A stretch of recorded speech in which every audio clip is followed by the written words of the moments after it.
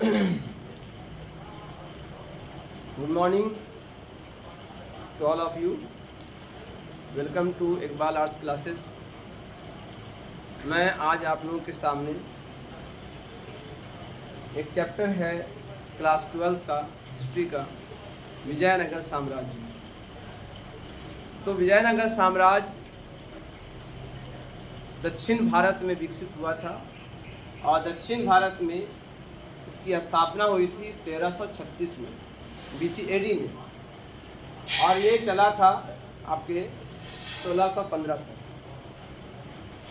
इस साम्राज्य के संस्थापक हरिहर और बुक्का थे। शुरुआत करने वाले विजयनगर साम्राज्य की शुरुआत करने वाले हरिहर और बुक्का दो भाई थे जिन्होंने उसकी शुरुआत की थी। उससे पहले बताना चाहूँगा कि हम्पी के बारे में किसी को पता नहीं था, क्योंकि हम्पी साम्राज्य को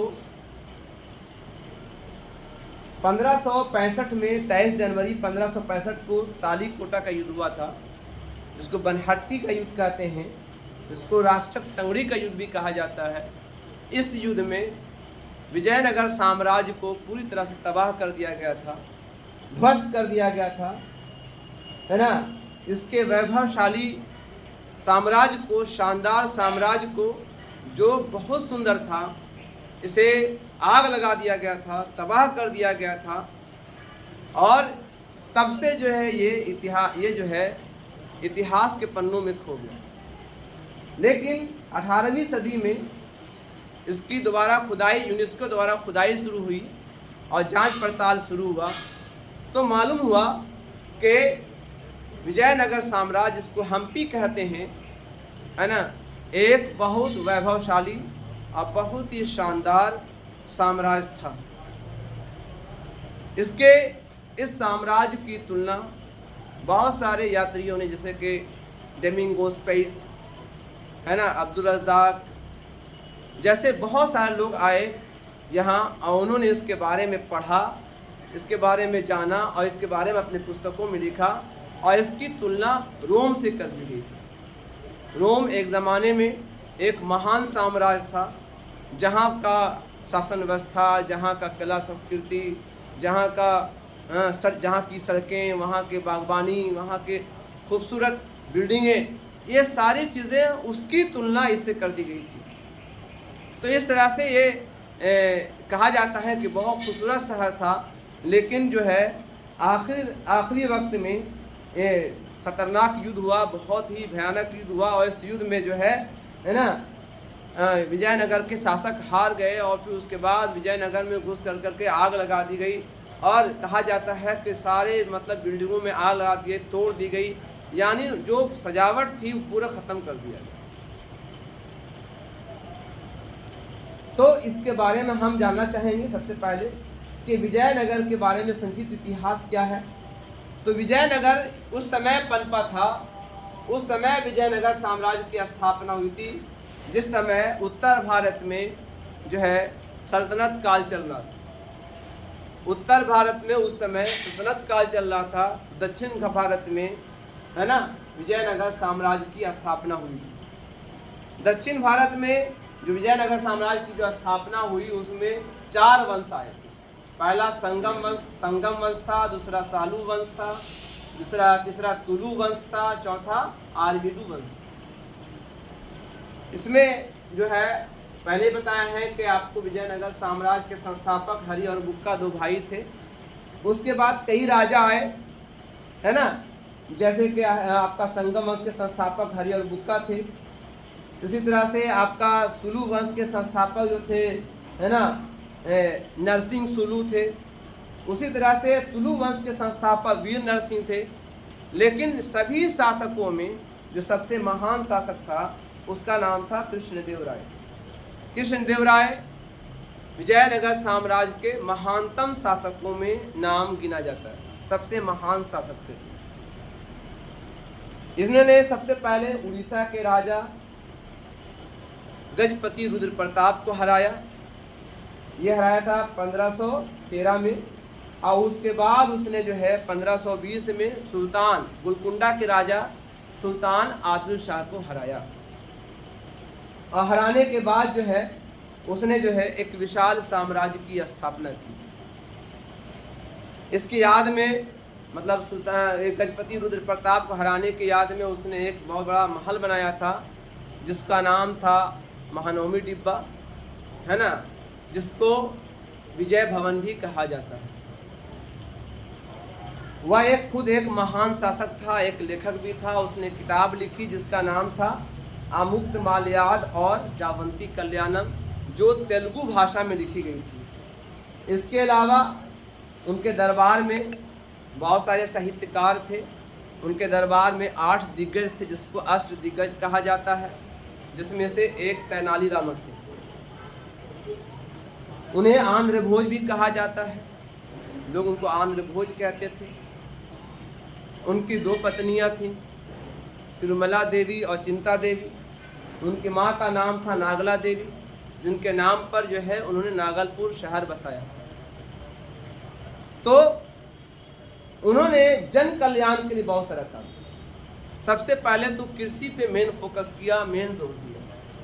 कृषि पर फोकस करने के लिए, कृषि पर को बढ़ावा देने के लिए उन्होंने सिंचाई के साधनों का विकास किया। इसके लिए कई नहर बनाए थे। इसमें से एक महत्वपूर्ण नहर है हिरिया नहर, और एक तालाब, बहुत सारे तालाब बनवाए थे क्योंकि वहाँ पर जो है पानी को जमा करने के लिए तालाब ही मेन सोर्स था। अब आज भी देखिएगा, आज भी तालाब बनाए जाते हैं और कुएं बनाए जाते हैं, क्योंकि वहाँ पर नदियों का में हमेशा पानी नहीं रहता, गर्मी के दिनों में सूख जाता है। तो वहाँ पर पानी को जमा रखने के लिए तालाब बनाए गए थे। तालाबों में पानी को जमा किया जाता था। उसमें फेमस तालाब था कमलपुरम तालाब, और उसमें फेमस नहर था हिरिया नहर। तो इस तरह से बहुत सारे नहरें बनवाए थे ताकि सिंचाई के साधनों का विकास किया जाए। सिंचाई के लिए रेहट का प्रयोग किया जाता था। उनके शासनकाल में कला संस्कृति का काफ़ी विकास हुआ था। शहर को बहुत सुंदर तरीके से बसाया गया था। सड़कों का जाल बिछा दिया गया था। चारों तरफ बागान थे, झरने थे, यानी खूबसूरत तरीके से बसाया गया था। इसलिए उनकी तुलना रोम से की गई। बहुत सारे विद्वानों ने, बहुत सारे विदेशी यात्रियों ने इनकी तुलना रोम से कर दी। इनके शासनकाल में बहुत सारे मंदिर बनवाए गए, जैसे कि विजयनगर का रथ मंदिर, है ना, जिसका पहिया घूमता था। इसके अलावा जो है आपका एक मंदिर था विठल स्वामी का मंदिर, कृष्ण स्वामी का मंदिर, ठीक है, हजारा मंदिर, महानवमी डिब्बा जो एक महल था, कमल महल जो उनका परिसदन था, उनका पार्लियामेंट था। इसके अलावा हाथियों का अस्तबल बनाया था इन्होंने। ऐसे बहुत सारी बिल्डिंगें बनाई हुई है ना, और बहुत सुंदर शहर बसाया था। इनके शासनकाल में कला संस्कृति का भी काफ़ी विकास हुआ, है ना। इनके शासनकाल में जो है विकास बहुत अच्छा हुआ था। विकास में सिंचाई की सारी सुविधाएं बनाई गई थी, है ना, सिंचाई की सारी सुविधाएं थी। व्यापार का काफ़ी विकास हुआ था। विदेशी यात्री यहाँ पर आते थे, तो यहाँ वहाँ पर विकास जो है, व्यापार जो है चरम सीमा पे था। व्यापार चरम सीमा पे था। दुनिया के अन्य देशों से व्यापार होते थे। सोना, चांदी, लोहा, मिनरल्स भी, चावल, दाल, है ना, और खाने के सामान सारे के सारे आयात और निर्यात होते थे। डेमिंगोस पेरिस ने इनकी खेती का बड़ा तारीफ किया कि इनके यहाँ बहुत अच्छी खेती होती थी। खेती का भी काफ़ी जोर दिया गया था, ठीक है। इनके शासनकाल में जो है शासन व्यवस्था बहुत अच्छी थी। इन्होंने 2 तरह के सिस्टम तैयार किए थे, 2 तरह के शासन व्यवस्था तैयार किया था। एक का नाम था न्यायंकर व्यवस्था और एक का नाम था आयंगर व्यवस्था। न्यायंकर व्यवस्था जो था, जिसमें क्या था, जिसको जागीरदारी व्यवस्था भी कह सकते हैं। उस काल में इसको जागीरदारी व्यवस्था के रूप में था, जिसमें जो नायक होते थे उनको ज़मीनें दी जाती थी, जिसको अमर नायक कहा जाता था, और जो ज़मीनें दी जाती थी, जो ज़मीन को अमरम कहा जाता था, और जो ज़मीन पाते थे उसको अमर नायक कहा जाता था। वो जो है राजा के वफादार होते थे। राजा के यहाँ हमेशा उनको जाना पड़ता था तोहफे तहफ़ लेकर के, ताकि जो है अपने शासन व्यवस्था को मजबूत कर सकें। उनके जो है, उनके जो नायक हैं, उनके राजा, जो उनके जो सेनापति हैं, जो सिपाही हैं, उनके वफादार रहें। इसलिए उन्होंने विद्रोह का कोई चांस ही नहीं दिया था। मतलब आसानी से सारा शासन चलाने के लिए उन्होंने जागीरदारी प्रथा भी शुरू कर दी थी। इसके अलावा आयंगर व्यवस्था किया गया था। उन्होंने शासन व्यवस्था को डिवाइड कर दिया था ताकि जो है आसानी से प्रशासन चल सके, है ना। पूरे साम्राज्य को उन्होंने प्रांतों में बांट दिया था, प्रांतों को ज़िलों में बांट दिया था, ज़िलों को जो है मंडल में बांट दिया गया था और मंडल को गाँव में बांट दिया गया था। जो प्रांत होते थे, है ना, जो प्रांत होते थे वो प्रांत के जो एक हेड होते थे प्रांतपति होते थे। उसके बाद जो है मंडल होते थे, मंडल को वालनाडु कहा गया था। और जो वालनाडु से फिर नाडु होता था, नाडु जो होता था छोटा सा गांव होता था जिसमें नाडु का एक मालिक होता था, एक ज़मींदार, एक समझिए कि हेड होता था। इस तरह से शासन व्यवस्था को उन्होंने बहुत मजबूत किया था ताकि जो है राजनीतिक संगठन मजबूत रहे और शासन व्यवस्था अच्छे चले, कोई उनके खिलाफ विद्रोह न कर सके। उन्होंने अपने शासन व्यवस्था को बहुत अच्छा किया था। भूमि पर कर लगाया था जिसमें जो है 3 बाई, है ना, मतलब 4/3 का सिस्टम था। यानी जो है जो भी अमरनायक होते थे, अमरनायक को 3/4 टैक्स देना पड़ता था। यानी जो है कुल उपज के चौथा हिस्सा का 3 हिस्सा जो है आपको टैक्स देना पड़ता था, 1 हिस्सा अमरनायक को रखना पड़ता था। इस तरह से मंदिरों में उपहार देना, तालाबों का निर्माण करना, है ना, मंदिरों को निर्माण करना, सारा काम उसमें किया जाता था। पुर्तगाली यात्री फर्नोवा नूनीज और डोमिंगोस पेस भी यहाँ आए थे। इन्होंने अपनी पुस्तकों में जो है विजयनगर की बड़ी तारीफ की।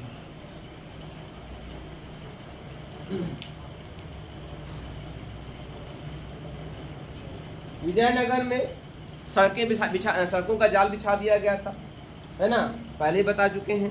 सड़कें और किले बहुत बनाए गए थे, ठीक है। बहुत सुंदर सा महल बनाया था, उसे कमल महल कहते हैं। महानवमी डिब्बा जो बहुत फेमस था, जो 11,000 वर्ग फुट में फैला हुआ था। कहा जाता है कि जो है महानवमी के दिन, यानी नवमी, दशहरे के नवमी के दिन जो है यहाँ राजा खुद आते थे अपने सेना का निरीक्षण करने के लिए, जांच पड़ताल करने के लिए, आम जनता से मिलने के लिए महानवमी डिब्बा पर खड़े होकर के आम जनता से वार्तालाप करते थे और उनसे बातें करते थे, ठीक है। इसके अलावा जो है स्थापत्य कला का तो जैसे बताया ही आपको कि विठल स्वामी का मंदिर बनाया था, विरूपाक्ष का मंदिर बनाया था इन्होंने, है ना, अपना राजभवन बनाया था, उसको परिसदन कहते हैं। इसके अलावा जो है इन्होंने अपने शासन व्यवस्था में जो है मंदिरों को बहुत अच्छे से सजाया था। मंदिरों के दरवाज़ों को गोपुरम कहते हैं। गोपुरम जो होता था बहुत सुंदर होता था, उसको सुंदर तरीके से उसको सुसज्जित किया जाता था और डेकोरेट किया जाता था, और उसमें बहुत सारी मूर्तियाँ होती थी। जैसे एक मंदिर, हज़ारा मंदिर है जिसमें श्री राम जी की 1000 मूर्तियाँ थी। डोमिंगोस पेस ने, है ना, इनकी बाज़ार की बड़ी तारीफ की। इनके शासनकाल में व्यापार काफ़ी विकसित किया गया था। इनके बाज़ारों में शासन व्यवस्था मौजूद था, कोई भी मतलब किसी तरह का कोई भी कुव्यवस्था नहीं थी, अधिक महंगाई नहीं थी, है ना। हर तरह के सामान बिकते थे यहाँ पर, खाने के सामान, फल फ्रूट सब मिलते थे। जैसे नींबू मिलता था, संतरा, सेब सभी मिलते थे। इसके अलावा हीरे, कीमती वस्तुएं मिलती थी, हीरे, पन्ना, है ना, कीमती पत्थर वगैरह भी मिलते थे यहाँ पर, सोने चांदी के सामान मिलते थे। इसके अलावा घोड़ों के भी व्यापार होते थे, घोड़े, टट्टू, है ना, वगैरह भी यहाँ बिकते थे। इसके अलावा अनाजों का भी व्यापार होता था, जैसे गेहूँ है, मकई है, जवार है, बाजरा है, जौ है, काला चना है, ये सब यहाँ बिकता था पर्याप्त मात्रा में, है ना। और बहुत सारे जो है सब्जियों की भी खेती यहाँ पर बड़े पैमाने पर होती थी, यहाँ सब्जियाँ बिकती थी। और बहुत सारे सेब वगैरह भी यहाँ पर, सेब है, संतरा है, अनार है, आम है, ये सब यहाँ इनका बिक्री होती थी।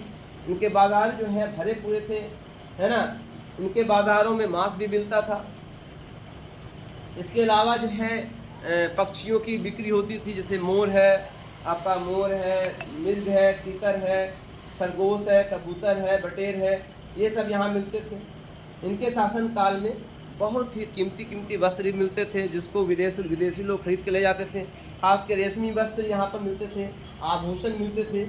यहाँ के बाज़ारों का मेन आकर्षण जो होता था वो कीमती वस्त्र होता था और कीमती आभूषण होते थे। तो इनकी बाज़ार भी सुसज्जित तरीके से सजाए गए थे। इसकी तारीफ जो है विदेशी यात्रियों ने अपनी पुस्तकों में की है। तो यहीं पर मैं वीडियो अंत करता हूँ कि विजयनगर साम्राज्य एक ऐसा साम्राज्य था जिसको इतिहास के पन्नों में उसको छिप गया था, उसको कोई जानता नहीं था। सीवल की एक पुस्तक है जिसका नाम है फॉरगॉटन एम्पायर, जिसमें फॉरगॉटन एम्पायर में लिखा है इन्होंने कि इनके बारे में किसी को पता नहीं था, लेकिन जब खुदाई चली तो इसके अंदर से एक विशाल साम्राज्य की जानकारी प्राप्त हुई जिसका नाम दिया गया था विजयनगर एम्पायर। Thank you. इस वीडियो को यहीं पर अंत करते हैं। इस वीडियो को लाइक कीजिए, शेयर कीजिए, सब्सक्राइब कीजिए। Thank you.